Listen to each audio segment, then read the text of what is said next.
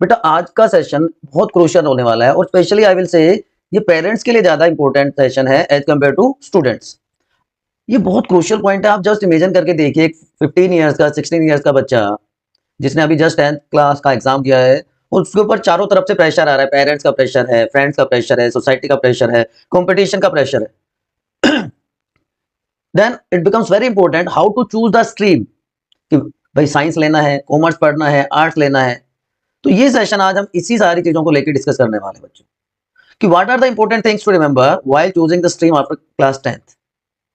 और इसके साथ साथ पूरा का पूरा रोड मैप डिस्कस करेंगे बच्चों कि कैसे आपको क्लास 11 स्टार्ट करनी है। ये आपकी सिचुएशन है। अगर मैं बच्चे के हिसाब से देखूं तो टीचर कह रहा है डॉक्टर बन जाओ, पेरेंट्स कह रहे हैं गो फॉर आईआईटी इंजीनियरिंग कर लो, पड़ोसियों का प्रेशर है कि MBA is better option, and friends are joining commerce. So what to do, this is the present scenario. ये अलग अलग सिचुएशंस मैंने आपके साथ इसलिए डिस्कस की हैं कि आप भी इसी कंफ्यूजन की कंडीशन में भी, स्टेट ऑफ माइंड में भी होंगे, राइट? अगर ऐसा है तो आप एक बार फटाफट मुझे कमेंट सेक्शन में बताइए what is your mental setup right now. उसके बाद हम स्टार्ट करते हैं कि राइट स्ट्रीम कैसे चूज करना है और जनरल ट्रेंड्स क्या कहते हैं। देखिए मोस्ट स्टूडेंट्स जो है हमारे, अगर हम इंडियन कल्चर की बात कर रहे हैं तो स्ट्रीम कैसे चूज होती है, जनरल परसेप्शंस होते हैं। भाई साइंस लेना है तो जो बच्चा 95% से ऊपर वाला है उसको साइंस लेनी चाहिए। हाई प्रेस्टीज का सवाल हो जाता है। स्कोरिंग सब्जेक्ट्स होते हैं क्योंकि 30 मार्क्स के प्रैक्टिकल्स होते हैं। बहुत सारी जॉब अपॉर्चुनिटीज हैं और एवरग्रीन फील्ड है कि भाई आईआईटी में चले गए तो लाइफ सेट, एमबीबीएस में सिलेक्शन हो गया तो लाइफ रॉयल। कॉमर्स को हमारी सोसाइटी में सेफ ऑप्शन की तरह देखा जाता है और मोस्टली ये ट्रेंड देखा गया है कि फैमिली ट्रेंड्स जो पहले से ऑलरेडी सीए सीएस जिस फैमिली में हैं, जो बिजनेस बैकग्राउंड के बच्चे हैं, वो नॉर्मली कॉमर्स को ऑप्ट करते हैं क्योंकि यहाँ पे ऐसा माना जाता है लेस कंपटीशन है, जो कि बिल्कुल गलत चीज है। अभी आगे हम डिस्कस करेंगे। और ह्यूमैनिटीज जिसको कॉमनली हम आर्ट्स कहते हैं कि साइंस और कॉमर्स की तरह बहुत अच्छे सब्जेक्ट में कंसिडर नहीं किया जाता कि भाई बस सिर्फ ठीक है डिग्री लेनी है, ग्रेजुएट हो जाना है और इसमें कोई मेहनत की जरूरत नहीं पड़ती। ये जनरल परसेप्शंस की मैं बात कर रहा हूँ, जनरल ट्रेंड्स की बात कर रहा हूँ जो हमारे सोसाइटी में हमारे आसपास आप फील करते होंगे। और एक और जो ट्रेंड नॉर्मली हमें देखने को मिलता है, एक और परसेप्शन हमें नॉर्मली देखने को मिलता है रिगार्डिंग स्ट्रीम सिलेक्शन कि भाई आजकल जो पेरेंट्स हैं वो पेरेंट्स अपने सपने बच्चों के थ्रू पूरा करना चाहते हैं। ठीक है, तो जो वेल नोन प्रोफेशंस है सोसाइटी में उन्हीं की तरफ पेरेंट्स जाना चाहते हैं, या कुछ पेरेंट्स का प्रेशर होता है फैमिली की वजह से, रिलेटिव्स की वजह से, फ्रेंड्स की वजह से कि भाई इसको तो आईआईटीएन बनना चाहिए। कि अगर पेरेंट्स डॉक्टर्स हैं या इंजीनियर्स हैं, आईआईटीएंस हैं, तो एक ऑब्वियसली चॉइस बन जाती है बच्चे के लिए कि आपको इसी फील्ड में जाना है। ठीक है ना? और बहुत बार ऐसा होता है, बल्कि मैं तो कहूंगा 60 to 70% ऐसा होता है कि इनएक्यूरेट, इनकम्प्लीट या बायस्ड नॉलेज की वजह से भी जो स्ट्रीम सिलेक्शन है वो गलत हो जाता है। ठीक है, तो हम अपनी चॉइस का सब्जेक्ट ले रहे हैं की तरह, ना कि इन दोनों की तरह फैमिली प्रेशर में, पेरेंट्स के प्रेशर में अपना जो व्हाट टू से हॉबी है, जो ड्रीम है, उसको छोड़ दें। अब परसेप्शन की तो हमने बात कर ली। अब ट्रेंड्स क्या कहते हैं, फैक्ट्स क्या कहते हैं, सॉरी, कि कोई फर्क नहीं होता इंटेलिजेंस लेवल में, आईक्यू लेवल में, चाहे बच्चा साइंस पढ़ रहा है, चाहे वो आर्ट्स पढ़ रहा है, चाहे वो कॉमर्स पढ़ रहा है। तीनों की तीनों स्ट्रीम्स में enormous amount of opportunities are there, career options are there. हर स्ट्रीम के कैरियर ऑप्शंस के बारे में बता रहा हूं आगे जाके कि क्या क्या पॉसिबिलिटीज हैं बच्चों के सामने। ह्यूमैनिटी जो आर्ट्स जिसको मतलब लो ग्रेडिंग में रखा जाता है कैरियर ऑप्शन, उसमें तो बहुत सारे इंटरेस्टिंग और माइंड स्टिमुलेटिंग कैरियर ऑप्शंस होते हैं। ठीक है ना? सारे के सारे सब्जेक्ट्स ना सही, लेकिन बहुत सारे सब्जेक्ट ऐसे हैं ह्यूमैनिटीज में जो हाई स्कोरिंग सब्जेक्ट्स होते हैं। वहां पे भी जियोग्राफी जैसे सब्जेक्ट्स हैं जहां पे प्रैक्टिकल्स भी बहुत इंपॉर्टेंट रोल प्ले करते हैं। क्लियर है ना बच्चों? सो आपको अब करना क्या है, आप अगर इस सिचुएशन में आना चाहते हैं, इस विन विन सिचुएशन में आना चाहते हैं, इस ये फील करना चाहते हैं, तो do not select a stream which has more career options. ये पेरेंट्स के लिए भी मैं कह रहा हूं, rather choose the one which matches the child's potential. अब बच्चे का इंटरेस्ट तो फोटोग्राफी में है, बच्चे का इंटरेस्ट लिटरेचर में है, और आप उसको मैथ्स दिला दोगे तो वो अपने पोटेंशियल को, अपनी कैपेबिलिटीज को पूरी तरह से यूज नहीं कर पाएगा। एंड लाइफ में अगर उसको ये वाली सिचुएशन देनी है तो उसके इंटरेस्ट के हिसाब से, उसकी कैपेबिलिटीज और पोटेंशियल के हिसाब से उसको सब्जेक्ट देना है। ठीक है ना? स्ट्रीम चूज करने देना है। यहां तक कुछ चीजें क्लियर हुई होंगी। अब डिसीजन मेकिंग कैसे करनी है, देखो बहुत क्रूशियल जंक्चर पे पेरेंट्स भी हैं, बच्चे भी हैं। तो as a mentor, as a teacher, ये मेरी भी मोरल रेस्पॉन्सिबिलिटी है to guide you for decision making. It is a 3 step process कि सबसे पहले तो क्या करना है, हमें असेस करना है अपने आप को। Assessment is one of the crucial points of this decision making process. अब कैसे असेस करेंगे अपने आप को, सेल्फ असेसमेंट कैसे करेंगे? हर बच्चे को पता होता है, हर पेरेंट को भी ज्यादा पता होता है कि बच्चे की स्ट्रेंथ क्या है, बच्चे का इंटरेस्ट क्या है, उसकी लाइकिंग डिसलाइकिंग क्या है, आप किसमें बेस्ट हैं, एक्सीलेंट कहां पे कर पाते हैं, है ना? आपकी आपकी पर्सनालिटी किस चीज को रिफ्लेक्ट करती है। कोई बार होता है देखते ही पता चल जाता है उसके the way of what you say discussion, the way of his aura, वो बहुत कुछ रिफ्लेक्ट करता है बच्चे को। और उसका एप्टीट्यूड, ये एप्टीट्यूड टेस्टिंग के थ्रू हम पता लगा सकते हैं। तो सबसे पहला काम तो आपको कि आज अभी बैठ के ये करना है, पेरेंट के साथ बैठना है, अपना सेल्फ असेसमेंट करना है कि मेरी स्ट्रेंथ क्या है, मेरे इंटरेस्ट क्या है, मेरे मेरे एप्टीट्यूड क्या है मेरा। इन पॉइंट्स पे आपको सबसे पहले काम करना है।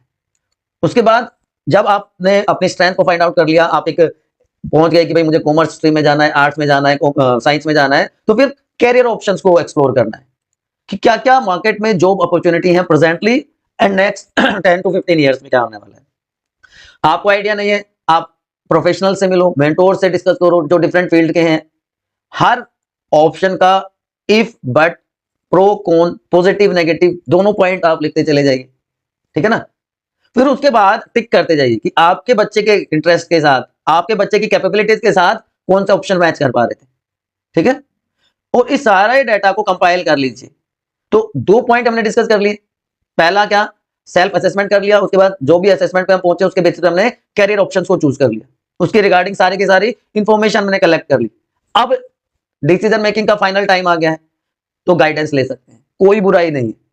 आप काउंसलर्स की हेल्प ले सकते हैं, हर बच्चे के कुछ फेवरेट टीचर्स होते हैं, उनसे डिस्कस कर सकते हैं, या आपके नॉन जो भी हैं या जो भी एक्सपर्ट, जो भी उस फील्ड के वो कहते हैं ना माहिर हैं, उनके साथ आप डिस्कस कर सकते हैं, उनकी गाइडेंस ले सकते हैं।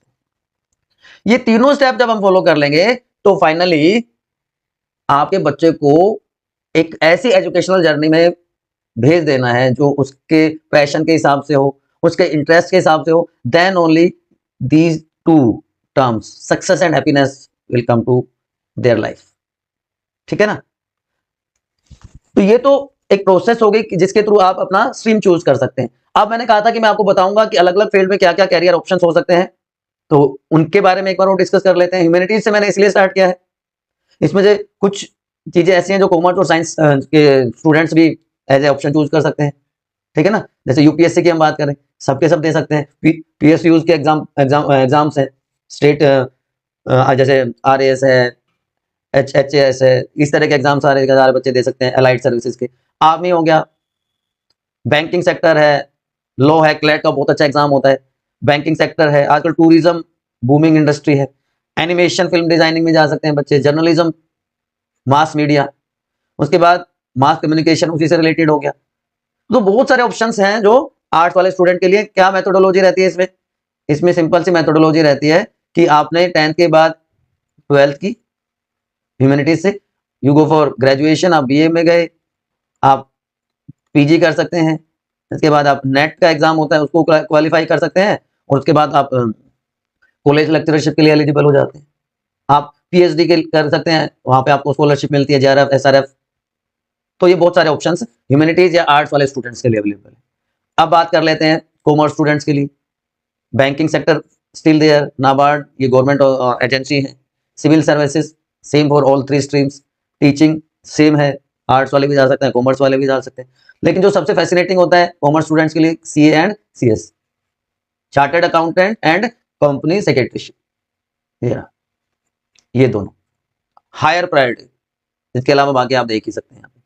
अब बात करते हैं जो मतलब एक जिसका एक हाई डिमांडिंग वाले जिनको ऑप्शन माना जाता है, साइंस। साइंस में भी 2 हैं, मैथ्स और बायोलॉजी।